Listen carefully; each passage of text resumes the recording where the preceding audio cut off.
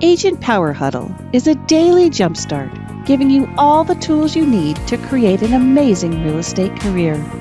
Led by top experts in the field, you'll learn how to sell more houses in less time while creating the life you want. Welcome to the Agent Power Huddle. Good morning, everybody. How's everybody doing today? You guys can come off mute. I am one of the people that like it when people talk whenever I'm talking. So we are going to talk about how to get our business off the ground and how to find listings and how to find buyers today. So yes, I like it when we're interactive. So if you have questions, jump on. Go ahead and interrupt me. It's perfectly fine. So if you are on this call and you have any questions or you're struggling at all with getting buyers or listings, please jump in and tell me about what you're experiencing in the market right now. I'd love to hear what you have going on, and I'll give you a little bit of what I think. Anybody got anything going on? No? Yeah, I do. Yeah. Hi, Kevin. Tell me about it. What's going on? Yeah, inventory. I'm in San Diego, so inventory is still very, very low. So it's been a good year so far as listings on the listing side for me, but also I still feel the buyer frustration. Our Q1 and going into Q2 has been an increase in real estate prices still, even and interest rates are not even a factor for the most part. So it's because of inventory levels. So we're still seeing that. I counted 3,541 units active in San Diego County. And to put that in perspective, before the pandemic and after the 2008 crash, we usually had about 9,000 plus active units per month. Before the crash, San Diego, I've been in the business for 23 years. San Diego had 20,000 plus units before the crash. So we've come into this whole inventory stop and building stopped at the crash. After we got through big owned and short sale stuff, 2013, we see a rise in prices and a little bit more in inventory. But we were kind of stuck around 9,000 units. And the pandemic, we still have not come back from that. We're still, again, I counted yesterday, 3,541 units. So the inventory levels are incredibly tight here. So we're still seeing a rising market appreciation. Yes. So I think all of our markets are the same and different.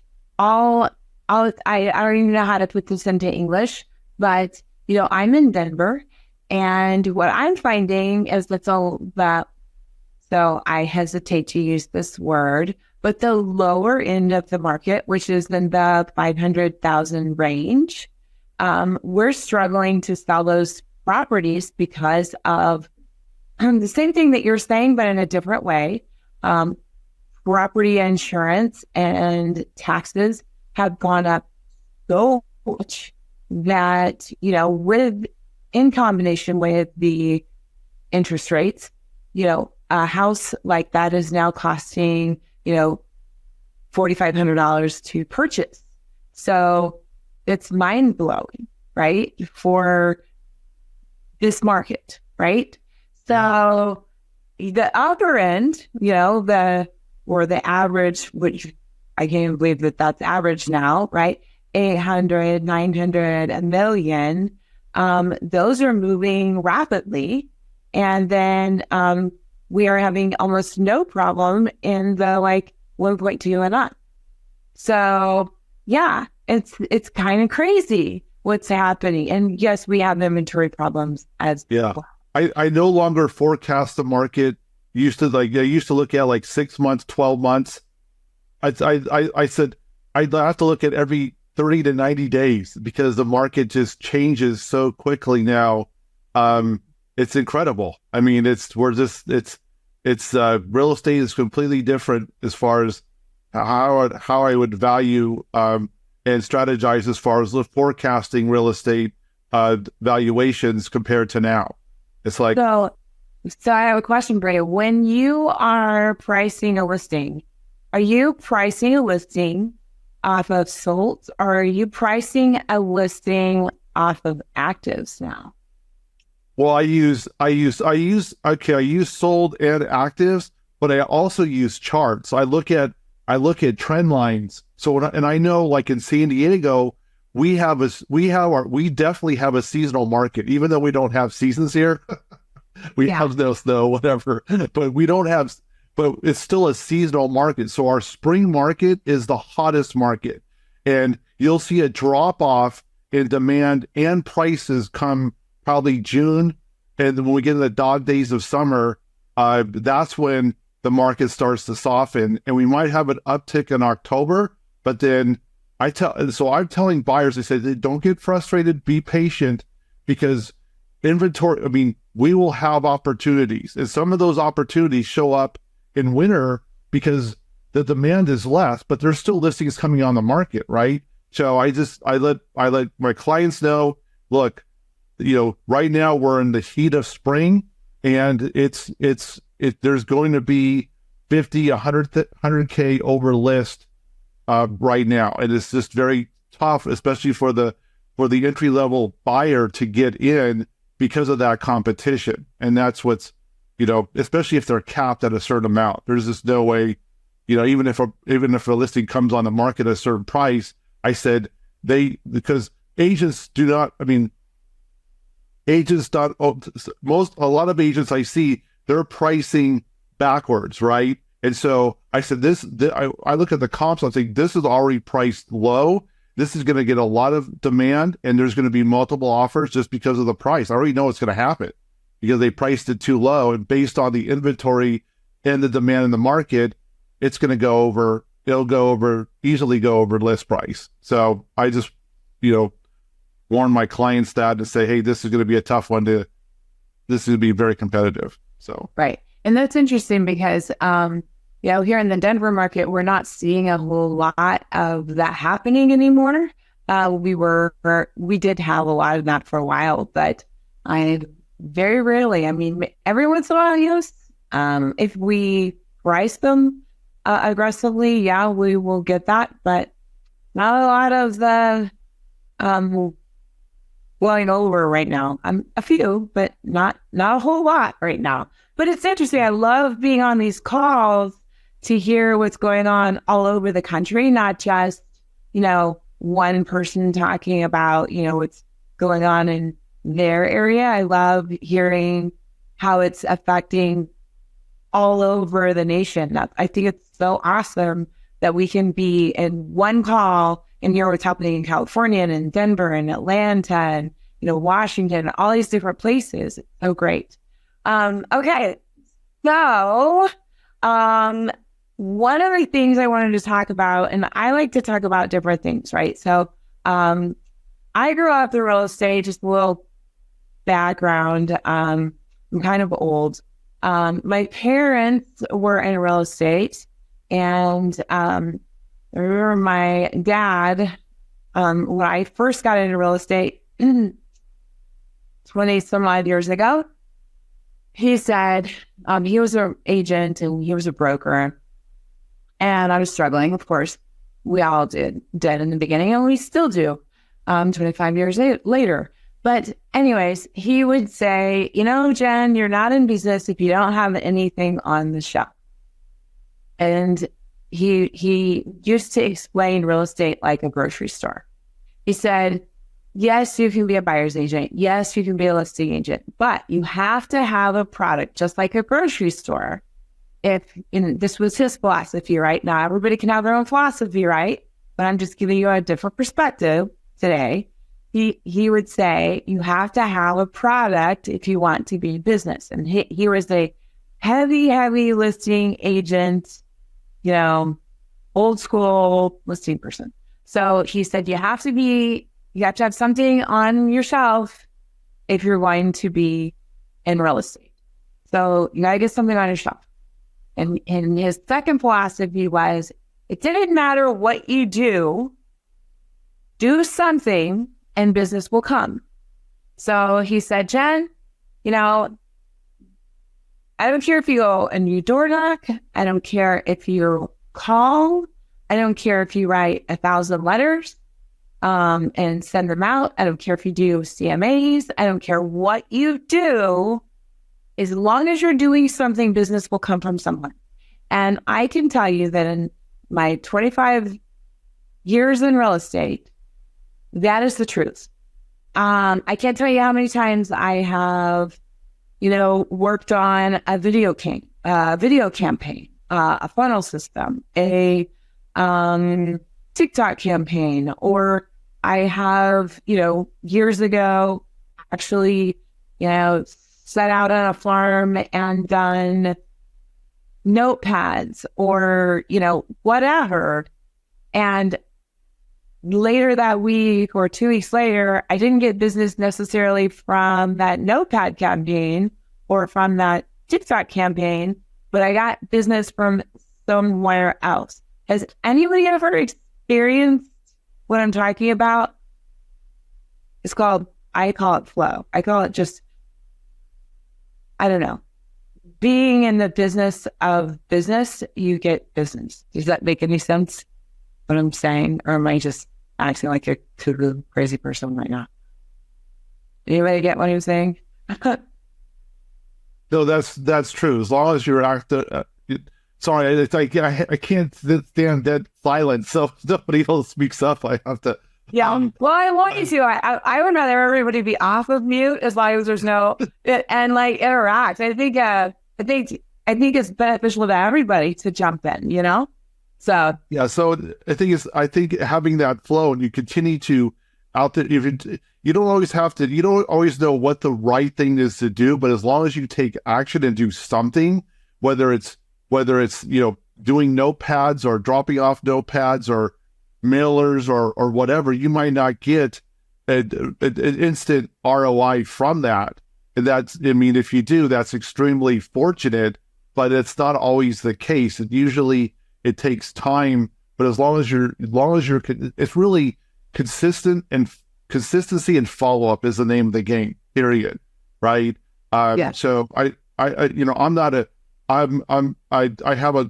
good referral base is where I get the majority of my business, but also, I do know other agents who are heavy farmers, and all they do, if they have nothing else to do that day, they're dropping off notepads. And they're very successful, right? They're just dropping them off. I have one colleague that says, Kevin, if he drops off notepads still today religiously, and then he goes, if someone else tries to come in my farm and drop off information, then I go back again and drop off more. So and he's very good. He's a top producer. So it's just being consistent on whatever you pick something or pick a few things, and then be consistent at it, whatever that is. So whenever I used to be married to a person and we were a team and we were in real estate together, and we had 19% of a farm in Castle Rock. And and that's what we did. Every single quarter, we dropped off notepads religiously once a quarter, and we did newsletters once a month. And we did just listed and under contract and sold every single time we had a listing in there. Just listed, under contract, sold. Just listed, under contract, sold. And the newsletter went out to every single house in that 5,000 home community.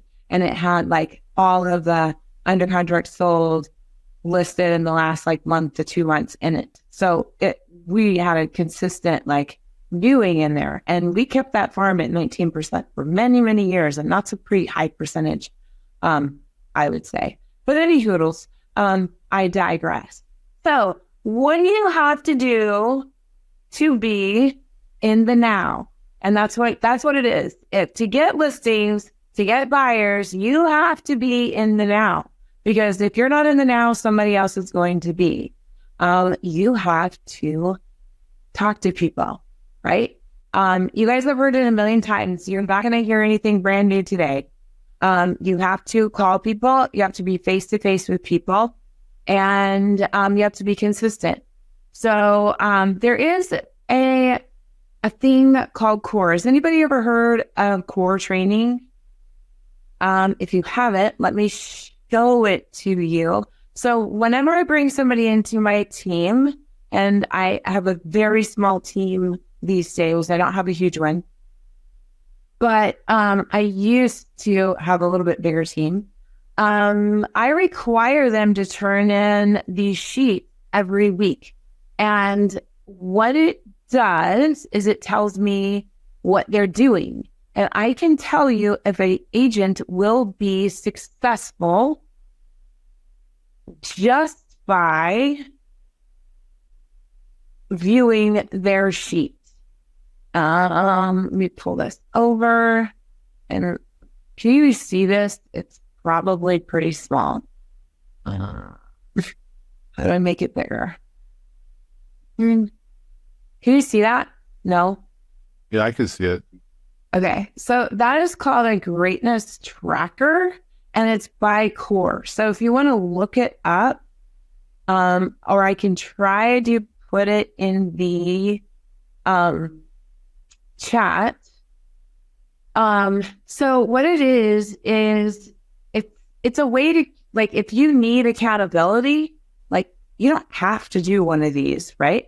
But if you need accountability, what it is it's Monday, Tuesday, Wednesday, Thursday, Friday, and the weekend. And it says, how many face-to-face did you have this week, right? And you literally write down who you met face-to-face, right? And you write their names down. And if you met 15, right, which is your goal, like if you had a face-to-face with however many people, and that can be a video chat, by the way, or it can be a video call.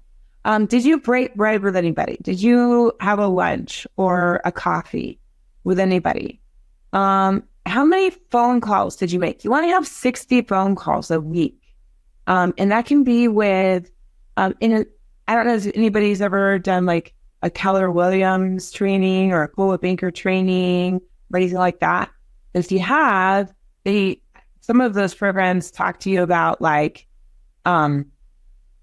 your top 50 best clients, your top 50 in your network, your lenders, your financial planners, your divorce lawyers, all of those people.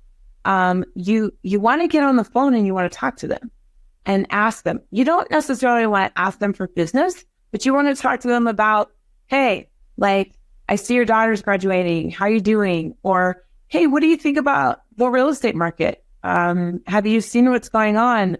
How do you think it's affecting your values? Do you have any questions? Are you worried about anything? You'll be surprised how many people will say to you, oh, I was thinking about calling you last week. We were concerned. We were thinking about moving to Florida. We're thinking about moving to Texas. We're just not sure. We're thinking maybe in 6 months we will. And then that triggers you to put it into your CRM to start sending them market updates or start sending them value reports or start sending them how to prepare your house to sell. You will start increasing your business just by making these phone calls. Every morning, by the way, here's a side tip. I spend about 30 to 45 minutes going to Facebook. And I don't know how old you guys are, but if you have a Facebook account, roll through it and look for life events. And that usually triggers a conversation that I can have with somebody. I don't use the greatness tracker anymore because I can make 60 calls a week without tracking who I'm calling. I just do it naturally. But if you need accountability, you can use this sheet. Seminars, I think. Hey, Jen. Yeah. I found the link to that PDF. I put it in chat. Oh, you're amazing. Thank you. Because I'm technologically challenged and I think I drive Autumn crazy because of it. Anyways. And then, okay, then you want to track how many hours you prospected. How many hours did you call BizBuzz? How many hours did you call expires? How many hours did you prospect?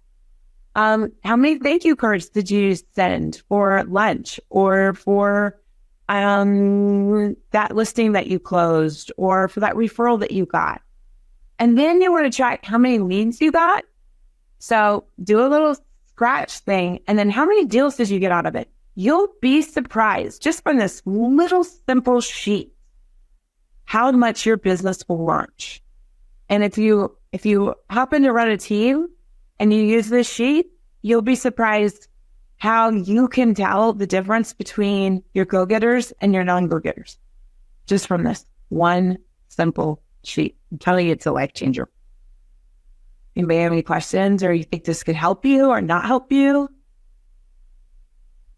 No? Yes? No, it's great. You got to track your progress somehow, whether you do it on a form or you have a CRM, right? So I have a CRM where I can track notes and progress, make appointments. So I'm more digital because that works for me, because paper is bad news. My desk is full of Post-it notes. So the organization that comes out of my head, this is no good. So I have to have everything online. And then I have a virtual assistant that does a follow-up for me on my CRM as well. So that's the only way. If it's got to be online on my phone for me to stay organized. Otherwise, I think this is a good form that I could maybe implement possibly, but you got to have some type of tracking system, because if you don't have it's like if a tracking system, think of train tracks, right? So if you're not on a tracking system, you're going to go off the tracks and then be chasing every shiny object out there, because there's no ends to all the other companies that are targeting you to say, hey, buy this, buy this, buy this. And really what it comes down to is basics, is simple, keeping track of your past clients, of your current clients, follow up, and no matter how you do it, that's the one you want to use, because the best CRM is the one you use, right? Yeah. So if you don't use it, it's worthless, right? And so that's what you find a good system and then stay on track with it is the name of the game. So you brought up a really good point there, and you kind of hit the passion of what I'm trying to get to. One of the things that is really important to me when I'm on these calls, and why I spend a lot of time on the Agent Power Huddle, is there's a lot of people coming at agents trying to sell something, right? Buy this, do this, buy this, do this. And honestly, you don't really need to buy anything. All you really need to do is sit down, focus, use in your database, find the people, make the calls, and hit the ground running, right? Like, you don't need a lot of fancy stuff to sell real estate. You really don't. You just need a system, right? A CRM, and you need a way to track what you're doing, and you need consistency, right? So it was exactly what you just said, Kevin. We need a way to track what we're doing and do it and implement. So, yeah, I think you hit that right on the head, right where it needed to be. So, I think that Greatness Tracker is exactly what you need. Write it out. I think, like, here's the thing, guys. If you're digital, be digital, right? But if you want to see the progress, like if you just want to print it out for like 6 months, right? And prove it to yourself. Say, okay, I have no deals today, right? And Jenn said that if I print these out every single day and I do it, that I will have whatever my goal is in 6 months. I promise you'll have your goal, right? So another thing that you can do with these greatness trackers is you can create networking events, right? And that can count like as a face-to-face. You can create think about all the things that you can do to be in front of people. You have to be in front of people to sell real estate, right? So use the greatness tracker, make the calls. If you can make your calls video calls, that's even more effective, right? And go forth and sell real estate. Next week, I think I'm going to talk to you about a title company program called Fluid. If I can get it up, I was going to try to do that today. If I can get it up to where I can show you guys, it's something you could implement when you have a listing. You can pull up the houses around it that are most likely to sell. And so then you can send out, it's free, right? So as long as the title company is working in your area, which I think it does in most areas, you can send out a free, Fluid. It's I'll give it to you. Just DM me or send me a message. Here's my email at teamsales.com, and I will send you the link, and then next week I'll show you how to use it.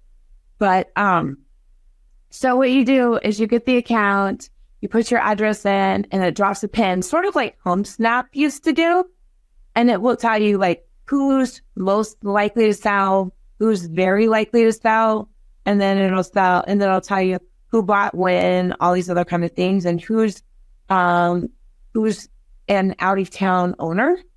And so you could literally drop a pin, and if you wanted to target everybody that was out of town, you could send a letter to everybody that was out of town. Say, hey, these 25 owners, we just sold a house in here, and I don't know if you're aware that the values have gone up. Or you could say to these 5 owners, hey, in case you were thinking of selling, we sold this in 2 days, right? Depending on which marketing plan you wanted to go to. So next week, I think I'm going to do Fluid and show you how to do that. And that way you can sort of save on your marketing budget instead of doing an entire farm or 500 postcards. You can literally shrink it down to a limited budget on who you want to market to, right? So my brain is going faster than my mouth today. Again. Did I help anybody today? This was great. Yeah, this was great. Thanks, Jenn. Okay. Well, I look forward to seeing you guys next week on the Agent Power Huddle. And thank you for coming. And next week, let's talk about Fluid. All right? See you later. Bye. If you'd like more information or to get connected to the Agent Power Huddle, join our free Facebook group. This call was designed for the agents in our EXP organization, but open to any agent from any brokerage. If you're a guest and you're interested in learning more about EXP or our specific resources within the Agent Collective, reach out to the person who invited you to this call to get more info. Produced by the Agent Collective Media Network.